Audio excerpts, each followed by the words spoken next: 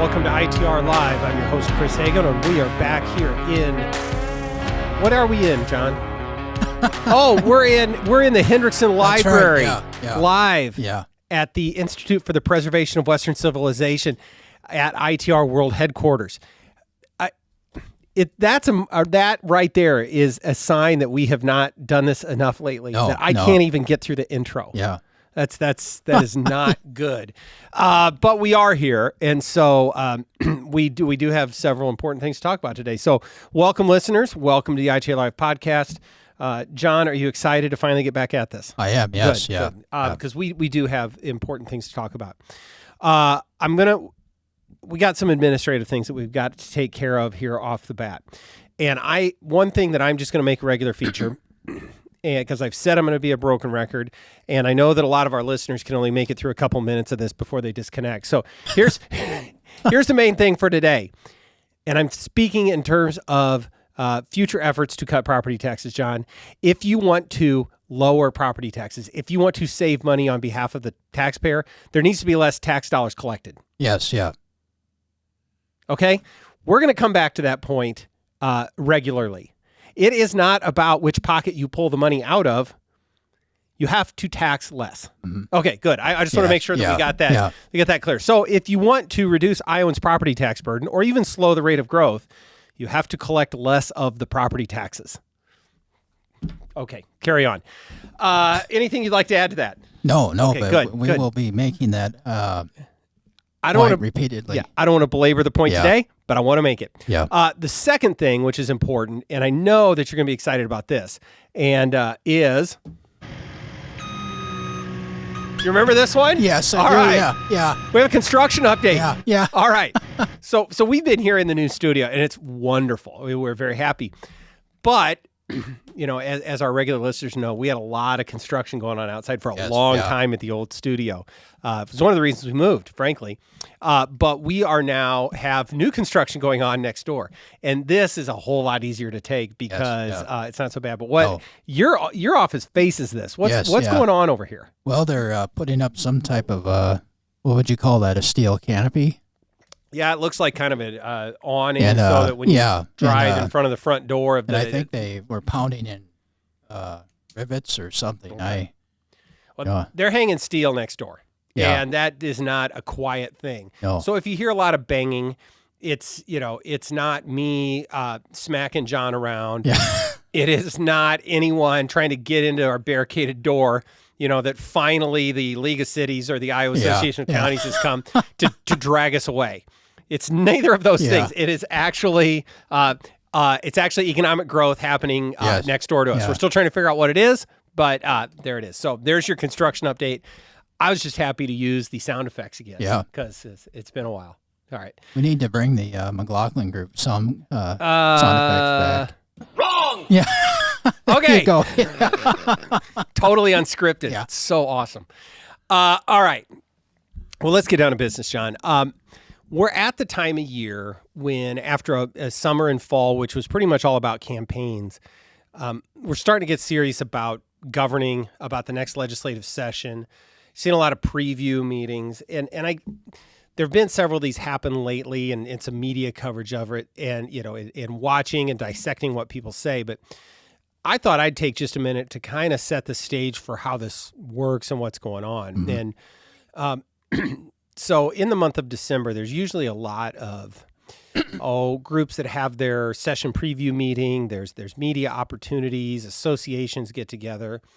And legislators be doing a lot of meetings around the state, either in their district or several of these happen in Des Moines, of getting ready for session. And groups want to find out from legislators what's going on. They want to speak to their legislators. And some of these are higher profile. One that comes to mind recently was the Greater Des Moines Partnership. Had legislative leaders in, talked about issues that I guess were important to Central Iowa, or the Des Moines Partnership's version of what's important to Central Iowa. And one recurring theme in all of these has been property taxes, and that there's a lot of things being said about property taxes. So at the Greater Des Moines Partnership, specifically, you had Senator Mike Busolo, House Majority Leader Matt Winschittle, believe my House Minority Leader Confrist was there, and I am blanking on who was there for the Democrat, but it doesn't matter. So they speak to the crowd. There's media there. They cover it. It's in the paper. It's on TV and whatnot. So a lot of interesting things come out there on, frankly, we're mostly interested in property taxes. But you also went to another one of these Yes, yeah. last week already, Last week, yes. which was the Iowa Taxpayers Association, which is completely distinct from Iowans for Tax Relief. They're more the business group, but you actually serve inside of that organization yeah. on one of their committees. So, Yeah. so what's your role? You went there. Yeah. What'd you hear? Give us some Yeah, take so on Iowa it. Taxpayers Association, every year they have a what's called a tax symposium, which is a professional conference where professional tax practitioners and also government affairs people gather for 2 days of different panels on both, could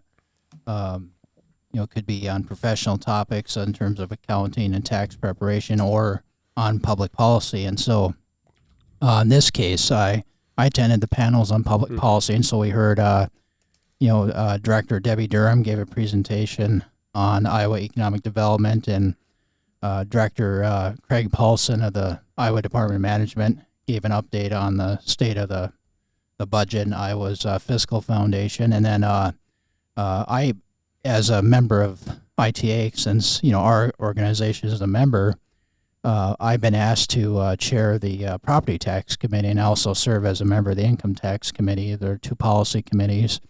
And so I chaired the session on property tax reform. And so our senior tax fellow, Tom Sands, presented on that. And so we were able to talk about the 2% property tax cap. And so, but the most exciting thing from that, in addition to that property tax panel, was the ITA awarded Governor Kim Reynolds the Linda Weinrich Award, which is their top honor for outstanding leadership in tax policy. And so the governor gave a great speech talking about the progress Iowa has made on tax reform, which has just been significant, and then basically saying we're not done.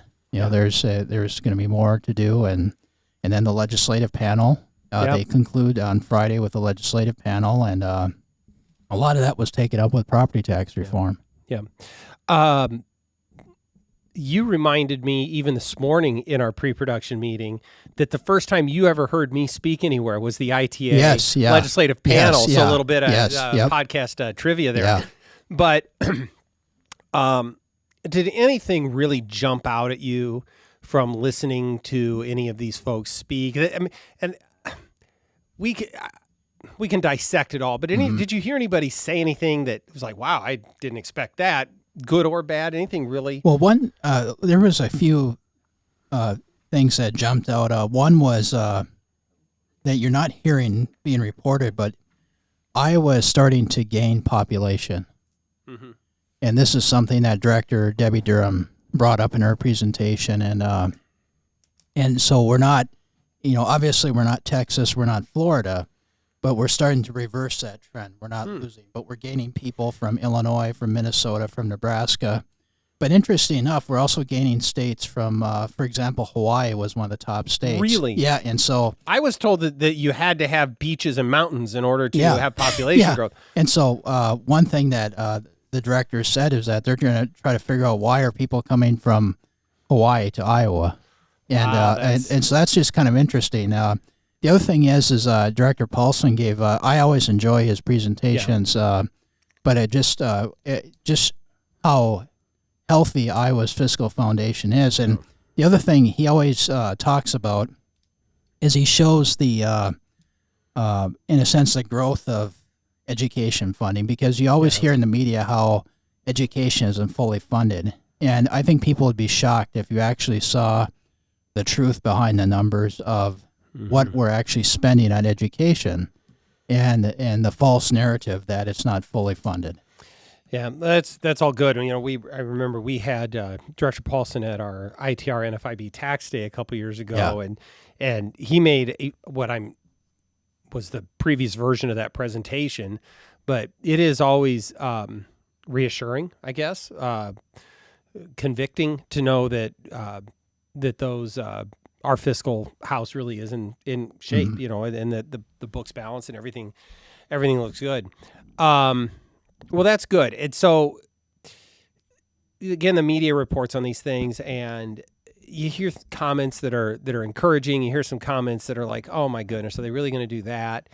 And one thing I caution all us here in the office, I think on the again at another pre-production meeting, is it's easy to take every single word that you hear as the way it's going to go down in the legislature. And it's not to say that that people aren't being truthful or anything, but you have to understand the context in which everything's being delivered, the type of group that it is. It's pretty easy to talk about cutting taxes and being a good fiscal steward when you're at a taxpayers type of an event. Maybe it's different at the Greater Des Moines Partnership. I mean, that room is filled with a lot of people that are, leading nonprofits in the community or involved in whatever organization that benefits off of tax dollars. And so you want to give a message that at least lets those folks know that you're still listening to them. I don't know.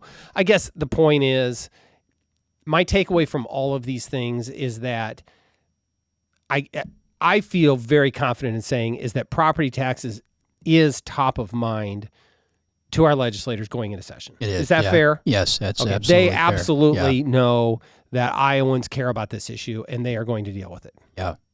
So, but there are some things that we're hearing out of there. Maybe it comes back to what I said at the outset. There seems to be a lot of talk about changing how we do it, making sure that local governments are held harmless. Well, those things are kind of mutually exclusive. Mm-hmm. If you're going to do this, you're probably going to have to ask them to stretch themselves a little bit. Yeah. So we got to watch this. Yeah. And ultimately what matters is what happens once the legislature starts, the lights come on, and we start going. Yeah. And you can see there's already divides even at the ITA legislative panel. There was, for example, one of the Democrats on the panel was already using scare tactics about defunding police and all kinds of things. So those arguments are going to come up again. I guess it's reassuring to hear Democrats being concerned about defunding the police now is maybe not the right direction to go. But I digress. Mm-hmm. But to be fair. You said that Representative Elizabeth Wilson had some really good comments to make on property taxes. Absolutely. So before we be accused of just being strictly partisan here, that she was really good on the issue, yes, right? Very, very well. I thought she seemed very sympathetic and almost agreeable to the levy limit or the 2% property tax that we've been talking about, and she was actually at the property tax panel discussion, and that's why she's well informed, because she was at your panel. Yes, yeah. Okay, that's why she did well. Yes, that's right. I see, John. Okay, it all makes sense now. But I didn't.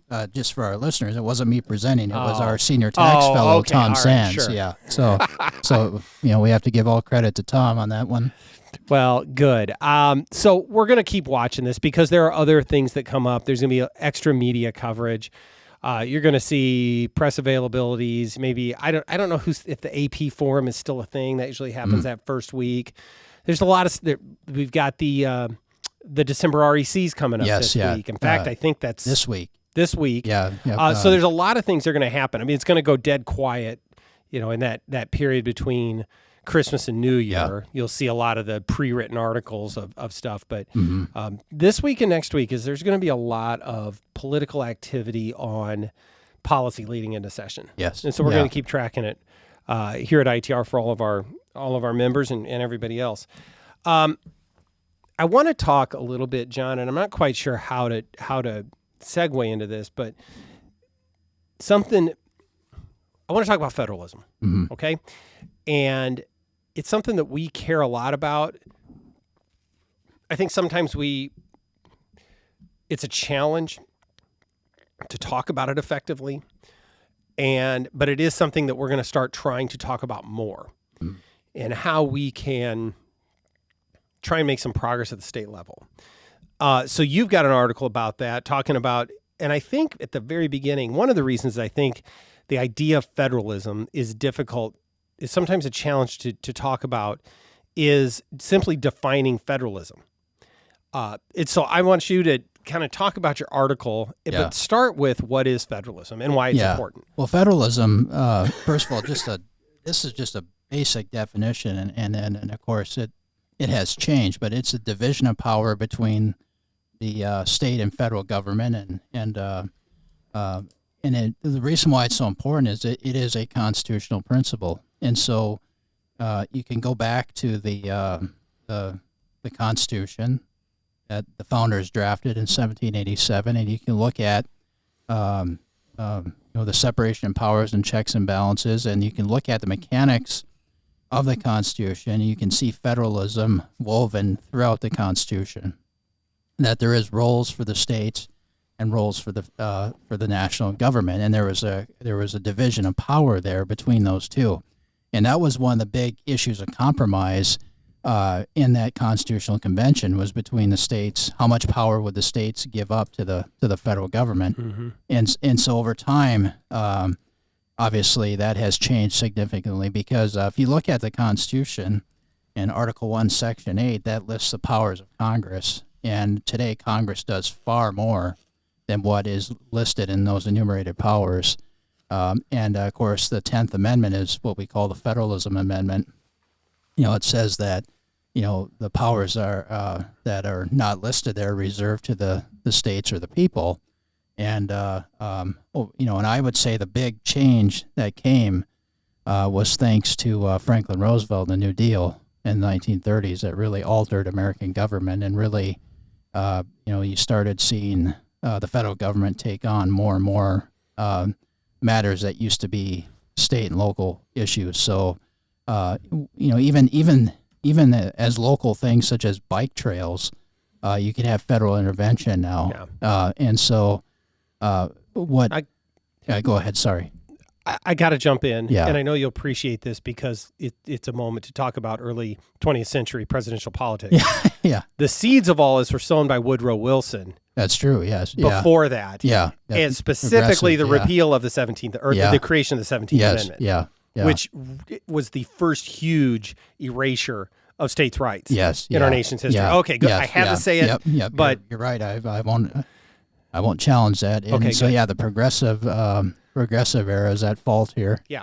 But so anyways, this is and so why this is important is that over time the federal government has encroached on all these responsibilities, and it impacts what states can and cannot do, and it even impacts what local governments can do. Yeah.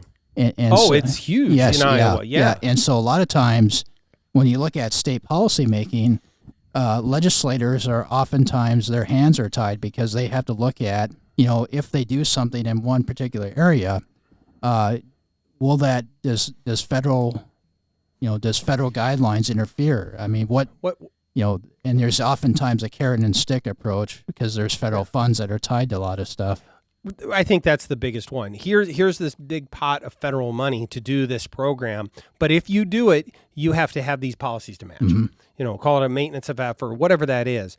And that's how the federal government holds states hostage on these things, is these strings. I remember the classic example was always speed limits, highway speed limits. Yes, yeah. You have to have when I was younger, it was a 55 mile an hour speed limit if you want all the federal highway funds.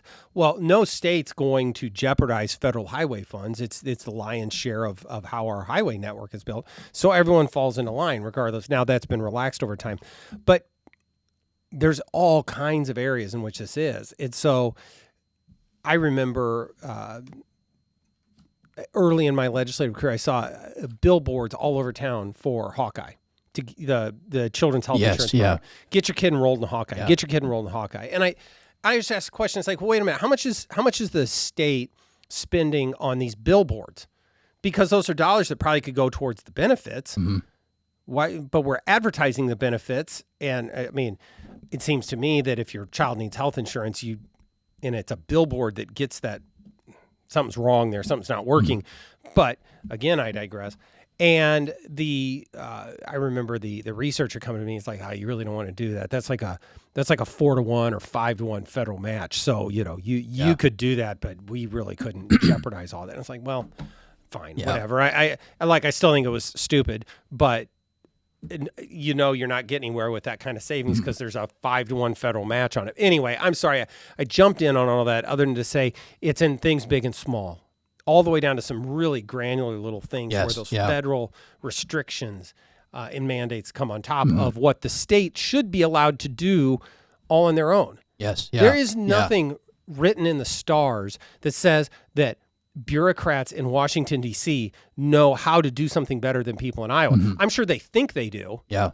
I am sure that those federal bureaucrats in the cathedrals of democracy in Washington, D.C., that they somehow know better than all of us, in flyover country who, in their mind struggle with, running water and electricity, that we couldn't possibly know what's best for the people of the state of Iowa. But yet here they are dictating terms to us. But, we actually have some fairly smart people in Iowa that know how to do some things. Yeah. So, rant over, continue. Yeah, so what what we've been doing is looking at what are some ways that, in a sense, Iowa can not necessarily push back, but at least get some control over this, because, the reality is there is if you want to call it a I don't know if Armageddon is too much of a alarmist word, but I mean, look, when the Tax Cuts and Jobs Act was passed, the national debt was $21 trillion, and that was in 2017 that was passed, and now the national debt today is over $36 trillion. That's a huge increase just in that short of time. Yeah. How much can we continue to spend that money? And the reason why, the federal budget process is broken, and so the states are at risk, because what happens if Uncle Sam has to start cutting that funding? Right. And so Iowa needs to be prepared for that. Every state needs to. So what we've been doing is looking at ways we can be prepared. So one thing is looking at having administrative departments at the state level be more transparent with federal guidance. Federal. A lot of times the most powerful element in policymaking is the bureaucracy, the administrative state, and they write the rules, and so they issue guidance. And oftentimes that guidance goes to, like, Iowa's Department of Education. That should be shared with legislators, because what happens if maybe that's guidance that we can push back on, that it may be unconstitutional, or maybe does not even apply to Iowa or something. And so that's just one more transparency. Or another area is maybe having more transparency of having the legislature having more oversight over state matching funds. So if the federal government has a program and Iowa has to take matching dollars, and it's very hard. Look at Governor Reynolds. I thought she did a courageous thing this summer when she turned down federal funds for the summer food program, and she's still getting criticized for it. We have program after program already from the federal level, the state level, and that's not counting the private programs and local programs in terms of food programs that are out there. And yet she's still being criticized for not taking this money. And there is tons of overlap, and it's something that we really didn't need. Yeah. I think you're right. I think speaking as a former legislator on the issue of not knowing, it's difficult to know because there's so much information thrown at legislators from every direction, and often the administration, the bureaucracy, whatever you want to call it, they're not incentivized to talk about these things. It's not in their interest. Their interest is to be quiet, leave status quo. We're getting the money. Let's leave it be. And I'm not saying they're Stonewall legislators, but sometimes they do. Yeah. We'll get that information for you. Well, then that takes 2 or 3 weeks and they've moved on to another issue. So I think the idea of publishing this somewhere, of making a requirement to show where these restrictions exist and what strings are attached, like, I think that could be really powerful. Yes. And it may not be that all 150 legislators take advantage of that. But what does happen is some of them do. Their staff looks at it. But what also can happen is the general public can look at it. And that's where Iowans, I still think our legislature is very responsive to constituent input. And maybe it's groups like ours that see this and say, hey, wait a minute. You know, that one over there, we don't need those dollars. We can do without that. Or, you know, this might be a spot for us to save some money. So having more information out in the public is a good thing. Yes. Yeah. So that we can take action on it. So yeah, it's a serious issue, and you know, we cannot continue on this current path of just the spending by, you know, and you know that the founders never intended the system that we have right now, and that has to be understood. Here's a couple of thoughts as you and I were talking about this piece a little bit yesterday, John. And it's good, and people should go read it. We'll go to ITR. I'm not sure it's up just yet, but it will be soon. Yes, yeah. But when we talk about states leading the way and federalism, so that states can know how to be prepared, and states can, we usually think about federalism as states' rights and power and their authority and their ability to make the decisions at the state level. But inside of this, something that doesn't get talked about enough is that can also save the federal government from itself. Yes. Because it's states that say, hey, you know what? We don't need your matching funds. Keep them. And then it's fuel to the fire, hopefully, to Congress to be able to say, you know what, maybe it is time to reform that program. You know, if the states don't need the money or they'd rather not, okay, let's rethink about that. So I think that actually goes both ways. And it should be, the system was always designed to have states leading the way, to have the state being the unit of government at the center of political power. And I pulled this up while we were talking, John. It was a quote from a speaker at a national conference I went to back in 2017. And it was to legislative leaders, Republican legislative leaders. And his quote was, and he's speaking to Republican legislative leaders from state legislatures. And his comment was, we represent the bodies that created this republic. We are the cavalry to save it. And so, and I think we're in a really interesting time right now with the soon-to-be Trump administration that's clearly interested in trying to find savings inside of the federal government. And state legislatures, this is the time that they can really step up and show leadership in ways that they can make decisions better than the federal government. Yeah. So I'm excited. And you know, maybe that is Elon Musk and Vivek Ramaswamy and Doge and all of that. Yeah. And maybe it's just working with our congressional delegation. Yeah. But there are so many opportunities right now to try and get this whole thing back on the tracks. Absolutely. Yeah. Yeah. So I'm excited. Yeah. I think, you know, and there's one example of this is, and this is, I believe, something that Senator Buslow brought up at the partnership, and this was the idea of work requirements for Medicaid, and the Biden administration had blocked states from doing this, and so, you know, there's hope now that the Trump administration is going to be more sympathetic, and it sounds harsh, but actually allowing states to do this, and and there's plenty of data that show that this gets people off Medicaid and out of poverty, and so this is actually a good thing. Yeah. Yep. No, there is. And we can't just govern based on the obstacles put up in front of us by the people that benefit from the system as is. Yeah. And making real change to do better is difficult. And it requires, somebody's going to be upset. It's whether you're trying to bend the cost curve down on property taxes. Yes. Many folks in local government are going to be resistant to that. And when you try and exert some state authority over decisions, in the face of federal restrictions, there's going to be a constituency there that's upset about that, that's going to criticize that. Oh, why would you, whether it's the summer food program, of course there's somebody that's going to be, because of the times we live in, they're going to criticize Governor Reynolds for pretty much anything she tries to do, because that's what they're in it for. But there's always, and so any reform-minded legislator, Republican or Democrat, that wants to make real change is going to have to accept that there's going to be people out there telling them they're wrong and criticizing their motivations. And I think it's especially important to remember that as we're talking about some pretty big issues.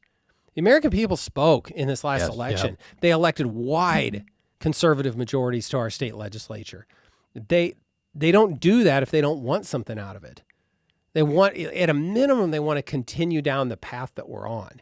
And they sent Donald Trump back to the White House instead of Kamala Harris. Like, there's a message there. That's right. Is that we want something different out of that. Yeah. And so I'm fascinated by the opportunities, and maybe I'm being too dramatic about it, but we're going to really try and talk more about federalism and ways to communicate these principles. Yeah. Because it's important stuff. It is. And if I could just add one more thing, and federalism is it's important, and it goes beyond dollars and cents.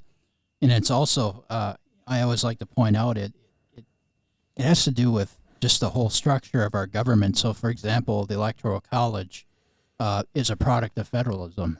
And, there's forces on the left that want to do away with Electoral College, which would completely destroy our constitutional system. Right.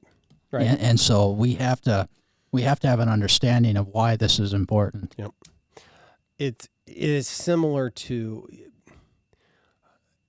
I fundamentally believe that the state of Iowa, as a political institution, can make better decisions on how to deploy limited resources than our federal government. Mm-hmm. There's no doubt in my mind. Yeah. There may be a handful of small things where either the federal government needs to act. I don't think the state of Iowa can effectively provide for the national defense. And maybe there's some areas where expertise is okay at the federal level, but you can't tell me that there isn't a whole host of things that Iowans know better about what's best for Iowans, not federal bureaucrats. Well, look at the Johnson's Great Society that spent all kinds of money, billions of dollars on poverty, fighting the war on poverty that failed. And what happened during the 1990s? You saw when the Republican Revolution took place with the Contract America, they forced welfare reform, which started shifting responsibility back to the states. And you had governors throughout, Republican governors like John Engler in Michigan and Tommy Thompson in Wisconsin, that started doing welfare reform. And you started actually seeing people leaving welfare roles because states were handling it more effectively than the federal government. So, and look at the Department of Education. I mean, that's relatively a new creation. I think that was a late Jimmy Carter thing. Was it like 79 or 80 or something? And I would say education has gotten worse with that bureaucracy. And opponents, this is my point, John, opponents to that are aghast at, you would eliminate the federal Department of Education. Why do you hate education? Why do you want less for the kids and everything? That's absolutely not the point at all. It's that, why does the federal government need to be in it at all? Mm-hmm. Yeah. And if it's about the dollars, you cannot ever convince me otherwise that Iowa couldn't leverage that investment better than funneling it through, which is essentially a giant money laundering operation. Through the Federal Department of Education. And I'd love to go take a trip through there. I bet you got a whole bunch of bureaucrats that are making big money to just decide things. Just give us the money. Guarantee you we can leverage that better than we can with the federal government being involved. And it's not just the strings, it's just the burn rate that comes up sending all those dollars through a monstrosity of a federal government. And I think this Department of Education thing is the perfect example of the federal government just needs to get out of it altogether. Absolutely. Shut it down. So, good. Like usual, with John and I here, folks, we're now almost 35 minutes into the episode, and I'm getting fired up. Yeah, I wish I was this fired up when we were talking about construction update and all that other stuff at the front end. Because let this be a reminder for those of you that have made it all the way to the end with us, all 4 of you, or however many there are out there. The good stuff's at the end. That's right. That's where we get going. Yeah. So, all right, John, we're going to have to wrap it up. I'm not even going to ask if you got anything else because you will, and then we just don't have time. So, anyway, folks, thanks for joining us. Don't forget to like and subscribe. Don't forget to tell your friends. And with all of that, we will see you next time on ITR Live.